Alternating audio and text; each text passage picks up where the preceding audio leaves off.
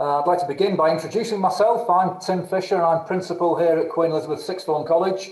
I'm not on my own this afternoon. I've got with me Laurence Job, our Deputy Principal. Laurence might want to say hello. Hi everyone, thanks for joining us. And the purpose today primarily is obviously to give you a chance to ask some questions that we'll try our best to answer for you. And in order to do that, I'm sure you're quite used to using things like Zoom these days, but if you move your cursor around, you'll see at the bottom of your screen there's a bar there with various buttons on it. There is a button marked Q&A. If you click on that button, then you can type away any question that you'd like to ask us, and we're very, very happy to answer those. And you can do that. You can start doing it now, or you could do it as we're talking, and we'll try to get through as many of your questions as possible. Now, of course, normally by this time in the academic year, you know, you would have had several opportunities, lots of opportunities to come in and actually see us here on the college site. Obviously, that's not been possible this year, but don't despair, because there will be chances for you to come here and meet us, meet the students, have a good look around the buildings, look at the resources and facilities. And towards the end of this session, Laurence will tell you a little bit about those opportunities. So I would encourage you, if you can, to make sure that you do that when those opportunities arise. Of course, normally we would have had open evenings around about October, November time. And on those open evenings, you'd have come in and probably in the old hall that we've got here, the main hall, which is Victorian. I would have made a speech. I'd have spoken to you about the college and the opportunities here, and you'd have got a chance to have a good look round then, and you'd have seen that what we have is this fantastic campus, which is a mixture of sort of state-of-the-art modern buildings with fantastic new technology in them, but also the Victorian parts of the building. And it's quite good when I'm able to do that in that environment, because I can remind people that this place has been around for a very long time. In fact, we're not Victorian, we are actually Elizabethan. We go right back to Elizabeth I. So this is a place that's been around for over 450 years. Why is that important? Well, history's important, but also it reminds us all of the fact that we are part of a long tradition. And if you join QE as a student, you become part of a tradition that's been going on for centuries. And what's the tradition about? It's all about success. It's all about young people going on to do the most tremendous things with their lives. Laurence and I both feel hugely privileged that we can work here with tremendous young people, and we're in touch with former students right around the world, actually, who've gone on to do the most incredible things with their lives. And you don't have to go around the world for that to happen, but you too can be part, of course, of that incredible story of QE, and you can be the next chapter. So I think it's important to remind ourselves of that. How do we do it? How do we achieve this success? Well, part of it obviously is to do with the exam results that we get. We do get great results every year, both raw results, that's the kind of results you normally see published, and our value-added results, which are about the progress that young people make. And that's important. But we're not just about results and exams. Really important is the life that you choose when you come here. When you join us, you join with loads of other young people with all of their ambition and their ideas and their thoughts and their creativity, and you get to be part of that community. And in order to support that, we put on all sorts of trips and visits and events. We also have all sorts of clubs and societies, sport, music, you name it, we do it. Volunteering, we do a huge amount for communities. In fact, we've just been nominated and shortlisted for a national award, and in fact we've won national awards several times for our volunteering work in the past. So there's a huge life waiting for you here, and also a great future as well. Perhaps that will come out in some of the questions and answers that we go through now. I think it's time really to hand over to Laurence. He's going to act as a sort of question master. So that's a very grand title for him. So he's going to read the questions, and between us, we're going to try to answer them and as well as we possibly can. So over to you, Laurence. Yes, I'll keep it. I'll put it on my name tag. Question. I like that. Yes, thank you. The questions are starting to come in, so thanks ever so much for those. Holly, good evening to you too. Holly's question is, what can we expect to happen in the first few weeks at Kiwi? So if I could just explain what happens between now and the time you start with us. So hopefully a number of you, I'm sure, will have applied to us via the website. So hopefully we've already been in touch with you and had a conversation with you, an informal chat, just to try and get to know you as an individual. So that will carry on during the enrollment process. So Tim mentioned about bridging. So I'll say a little bit about bridging later on, and opportunities for you to come into the college. And then enrollment will happen after your GCSE results come out. So in August, and then the start of term is actually the 9th of September for first years.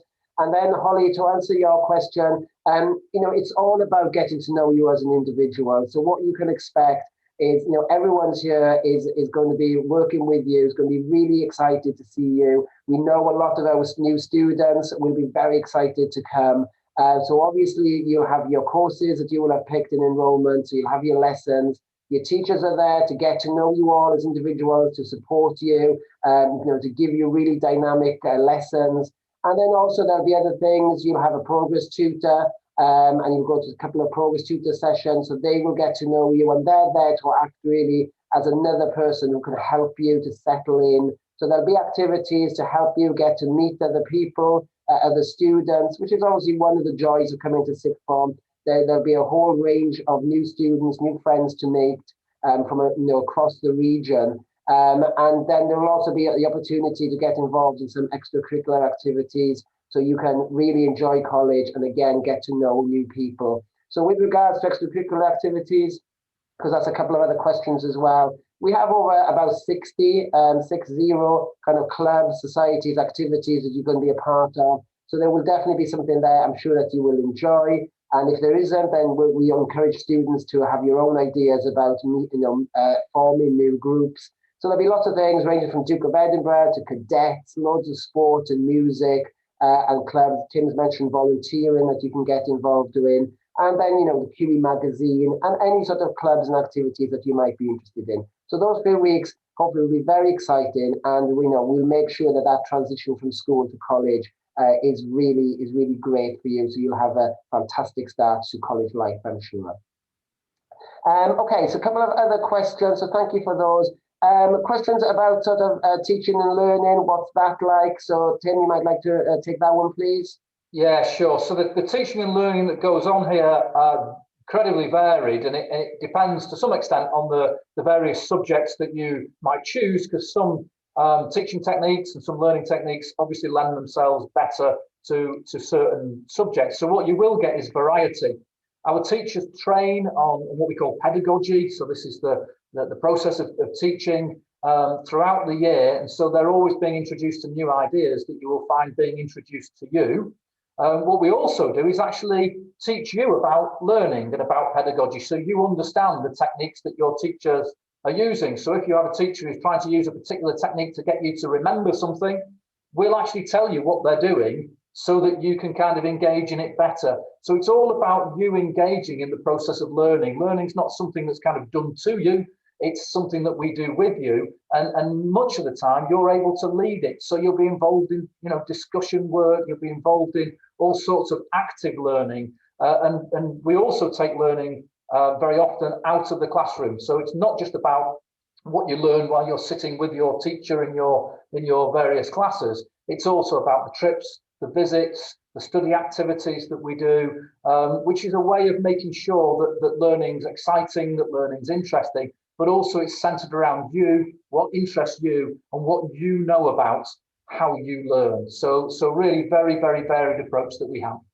Yes, and also it's worth saying something about our teachers. Our teachers are absolutely fantastic, real asset to the college, one of the strengths of the college. All of our teachers are experts in the subjects that they're delivering, and they're really enthusiastic and passionate about their subjects. And of course, because we're a sixth form college, those teachers really largely teach on those courses, and they are teaching A-level students, lesson after lesson after lesson. We don't have to worry about younger students or teaching on other courses. So they really do become experts in not only teaching their subjects, but also teaching you and your age group.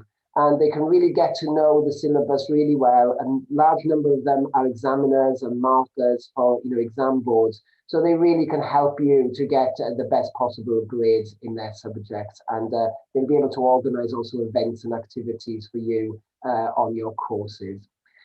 Talking about courses, a couple of questions about subject choices for September, and there's a question there about talking about the EPQ. So in terms of subject combinations, you really have a lot of freedom and flexibility to choose the subjects where you feel you're going to be the most successful and which interest you. And again, one of the strengths of coming to us is you actually design your own program of study by combining those subjects together. In the main, vast majority of students take 3 subjects because that is largely what universities or apprenticeship providers or employers are expecting. But we do talk to individuals around that and about your subject choices. But with regards to the EPQ, what a lot of students do is take 3 main subjects, but then towards the end of the first year, opt to study the extended project qualification and then finish that in the second year as an additional qualification. And that's a brilliant course because it enables you to take a topic of your choice, and then you work with that. You might write a dissertation, or you might even create an artifact, do a presentation, and it really shows future employers and universities that you've got these independent study skills. So we do exceptionally well with EPQ, and it can also help to reduce the offers that universities might make for you to take their courses. And we work very closely with universities, Durham University, to develop your research skills and things like that. So it's a great course. Okay, another question. What support is there for HE careers, work experience? So Tim, please. Yeah, tremendous amount of support. It's very important, actually. If you think about it, when you join the college, you usually very often do so, perhaps not being entirely clear. It's perfectly normal not to be entirely clear about what it is that you want to do in the future. You're with us for a couple of years, so it's really important that you get the right kind of support to work out exactly where you want to go next. So we have full-time careers service here in the college, and if you want advice on careers, it's as simple as just making an appointment. You just pop along to reception and let them know you'd like an appointment, and within at the very most a couple of days you will have a careers appointment, and you'll be able to then spend time with a dedicated professional talking to you about your choices and your options, and getting to know you and giving you some advice, perhaps about some opportunities you didn't even know about.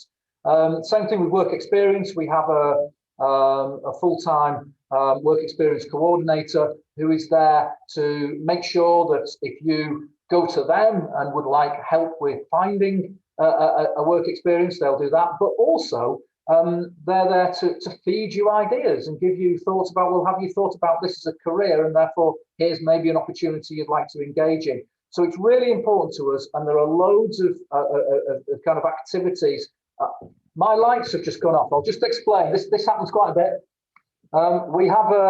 We're very environmentally conscious here, so all of our lights are on motion sensors. So if I stop moving, then my lights will go off. Lawrence's will probably do the same as well. Anyway, they'll be back on for a few minutes now. So sorry about that. We do honestly pay the electricity bill, I can assure you. So yeah, the whole of the kind of the service that we have is backed up by the work that goes on in the tutorial program as well, which is often about getting you to think about the possibilities for you in the future, and therefore giving you a bit of direction in terms of who you should engage with in terms of careers, work experience, to make sure that you're really well prepared for your next steps. Great, thank you. A couple of questions about the sort of the application process and the next steps. So I'll talk a bit about that. So as I say, hopefully if you have applied to us, we've already been in touch with you to have a chat. So we will be invited to come to the college. We are planning on holding what's called bridging at the end of June. So that's between the 28th to the 30th of June, where we will invite you to come in for those 3 days and basically be a QE student. And it's a fantastic experience. And the students always really love bridging because it is the first time often that they feel like a QE student, they can feel the atmosphere and work with teachers. And there you go, there's my light gone, so I can do the same. There we go. And really get to know what the college is all about. And hopefully get involved in extracurricular activities, etc. So we will invite you. You will be able to do some taster lessons in subjects as well. And that's part of the process really of choosing your subjects. So you don't make your final choices until after your GCSE results come out and then we go into enrolment. So bridging is one opportunity to come in, but we're also hoping to do some open events. As Tim said, obviously we haven't been able to do that. And we're hoping to do that in June when the roadmap allows us to do that and some restrictions get eased further. So they will be on the evening. We also hope to have a Saturday one. So we'll be advertising those and sending invitations out about them. And we also hope to have some individual tours of the college earlier than that as well, when you can come in with members of your family and meet a member of staff who can take you around and show you the facilities. So really, I would encourage you, if you haven't already applied, to do that, please, via our website. You're not committing yourself to anything. You don't make your final decisions until after your GCSEs. But it means then that we can have that conversation with you and we can invite you to activities like that. And you can find out more about our courses on our website. So on the website, there is a dedicated area for new students. And on there, all the courses are really wonderful websites where they're very interactive. So you can go on there and really find out everything there is to know about the courses and, you know, see the teachers, there's videos, listen to what students have to say as well. Okay. So another question is about what sort of trips do we offer? So Tim, if I pass over that to you. Yeah, I mean, there's all sorts of trips and visits on offer normally at the college. Obviously, currently a little bit more difficult than it has been. But if we go back perhaps a year ago, before we started living in these strange times, the kinds of trips that we would always offer would actually be, yes, connected to learning, connected to your subjects, but would often be about really helping you to enthuse and engage with the sort of learning that you can't actually do in the classroom. Sometimes you need to actually get out and visit places, and those places could be as kind of far-flung and exotic as you know, somewhere like New York. I remember just before the first lockdown came along, we'd had a trip out in New York. You can probably see behind me there. This group will be these are geologists, I think, in the Alps. So they're not on a skiing trip. They're actually out there taking rock samples and looking at the formations of mountains. We have trips, another American trip that goes almost every year until what happened this year is the trip to Washington, DC for the politics students. But every single subject will offer a range of trips and visits. Some of them are far-flung of the sort that I've described, others much closer to home. So we might just have a theatre trip, or I mean the geographers, as well as doing overnight stays where they go and carry out field work. They also do a lot of work actually in Darlington. So you'll sometimes see QE geographers wandering around Darlington with clipboards doing their thing. So the range of trips and visits is immense. There'll be loads of opportunities. You can be as adventurous as you want with them. I mean, ultimately, what it's all about is us recognizing that as well as learning in a classroom, you learn out there. So that's where we need to go. That's where we need to take you. So it's a fantastic opportunity, really, to learn in that exciting way. Great, thank you. There's a question about the structure of the college day and how many hours you get for your subjects. So in terms of lesson time, for each subject, you will have 4 lessons totaling 5 hours of teaching time, which is quite a generous kind of allocation for your lessons. And then you will also have 2.5 hours a week of progress tutorial where you will work with your tutor and they will support you. And, you know, there will be help there as well in a whole range of things that Tim mentioned earlier, including helping you with you know, your management skills, your time management, but just giving support that you might need on an individual basis. But very differently, I guess, to school might be the timetable for your day. I'm sure you'll be used to going into school and then having lessons all day. It's not quite the case at college. There will be some gaps in your timetable day. There won't be that many, but there will be some that we call study periods, and sometimes students call them free periods, which is absolutely fine.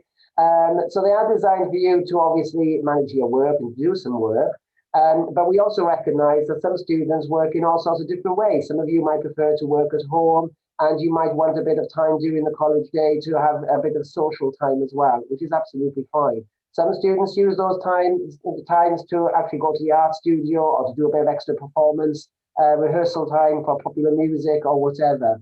But it's absolutely fine as well if you want to meet up with your friends and go upstairs to our common room and to our Costa Coffee and have a drink and a chat. Because it's all about really you moving towards a slightly more adult world in which you're developing your independent skills so that you can then be prepared more for university life or for your career. And so it's really working with you and treating you as a very young adult and for you to take a little bit more ownership and have a bit more control over your day and work out what works for you in terms of your studies. So that's how it might be different to your school day. There's a question about sort of progression and how well the students do regarding the progression. So Tim, I know we talked about the support for HE, but in terms of progression, obviously our students do incredibly well. Yeah, sure. I mean, generally speaking, there are I suppose broadly three different things that our students go on to do when they leave QE. One is some of them go straight into work, which is great. So they'll get assistance from our careers team if that's the decision that they're making, and we'll give them loads of support. And sometimes we even find that employers come to us and ask us to advertise employment opportunities amongst the students because they know that we've got kind of thousands of them, and therefore they can find great employees. So that's one route.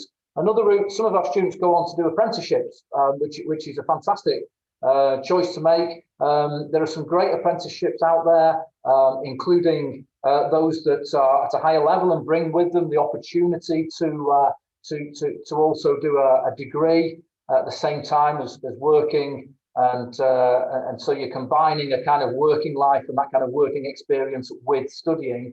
The majority of our students go on to university. They go to universities right across the country. In fact, they choose universities across the world. We've had plenty of students go off to the States to university or over to Europe, and they'll get a huge amount of support here in terms of making those choices. And I think the testament to the kind of support they get here is the variety that we see in terms of the kind of choices that those young people make. So progression is really important to us. We recognise when you join here, really from the off, as well as enjoying what you're doing now, you've got to also have an eye to what comes next and be planning that and thinking about that. And because we kind of make sure that we are always considering the impact upon your futures of the things that you're doing now, I think that's why we end up with so many really successful students going on to do fantastic things, winning great job opportunities, also winning really competitive university places. It's because we really understand that you're here for a relatively short time. So we've got to make sure we're really supporting you and your aspirations so that your dreams for the future can come true. Great, thank you. Another question about asking about the time with tutor, whether it's similar to sort of form time at secondary school that you might be used to. Really, your time with your progress tutor is very much designed to help you on an individual basis. So they will get to know you as an individual. We recognise that you will all have different aspirations. You'll all want different things to get out of college, to enjoy and make the most of your time at college. And your tutor will work with you to get to know you, to help you, to achieve the best you can, and also to make the most out of college by signposting you perhaps to extracurricular activities you might not know sort of exist. So their job is very much to enrich your time with us at college. And then they'll be the people who will obviously, write references for you, help you with applications, to university or apprenticeships, etc. So the tutorial time is very much designed so that you and your tutor work collaboratively, so that you're enabled to really thrive at college and to get the most out of your experience with us. And they're a brilliant group of people. They've got many skills and really are very enthusiastic about helping you to do your very best at college. Question just about sort of transport and college buses. So, Tim, if you'd like to maybe say a little bit about that. Yeah, I mean, in terms of transport, you're probably aware we bring students in from a really wide range of locations around Darlington, and in order to make sure that they can access the college, it's been necessary for us over the years to build up quite a number of bus routes. Some of those bus routes are very much kind of fixed because we know there'll be a number of students coming from a given place, at any particular time. In other cases, though, we can be quite flexible. So we very often talk to students about, where a convenient place would be for us to pick students up and bring them in. So yeah, we have student, transport operation that's pretty large now, and it's really important. And actually, the students that do travel in by transport almost become a kind of little community in themselves as they travel on that transport, because the journey to and from college becomes a kind of part of their day that many of them actually quite enjoy. And also, it's really good. It's really good as a rehearsal for after college, when whether you're at university or at work, very likely that you're going to have to travel in order to get there. So the routes we actually advertise, you'll see there's details on the website that you can see, where you can see all of the different routes that we have, and there's details there of how that would be paid for as well. But the thing to remember is that there are flexibilities there, so we would always want to talk to you about how best we can perhaps adjust the transport offer that we have to make sure that we're doing our best to bring you in to college in the most convenient and effective way.